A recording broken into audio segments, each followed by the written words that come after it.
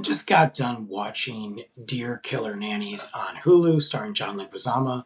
This was the true story, the series inspired by Juan Pablo Escobar, Escobar's son. Now, there's some really good things here, and there's some really okay things. Overall, this series wasn't bad.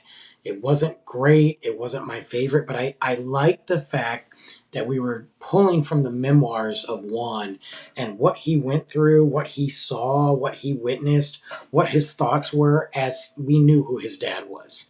From the time he was in school to the time that he was trying to get out of the country after the assassination of his father, the different cartels. But more importantly, the title is based off the people that took care of him, which were the hitmen and the bodyguards and other cartel members of the family that were literal killer nannies that raised him and took care of him while his father hid, while his father moved from town to town, safe house to safe house. I think the acting overall, and it's not really fair for me to say this, but I'm going to say it anyway, it did not feel right. Some characters really did well. Some characters didn't make sense. John Leguizamo plays Pablo Escobar. And I have to tell you that that is not the right choice for me. Not after seeing Pablo Escobar in Narcos and seeing how great that series is and that role is. And I don't think that I think this was a 1 hour long show or movie about the situation. Leguizamo might have been okay. He's in it enough.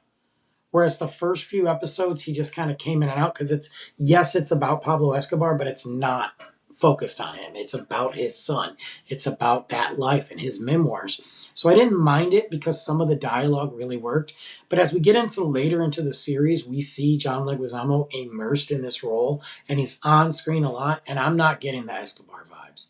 I'm not getting it from the way that he carries himself. I'm not getting it from the way he speaks. And it's not a knock at him. I just don't think he was the right choice. And that distracted me from the show, especially when I kept on comparing it to Narcos.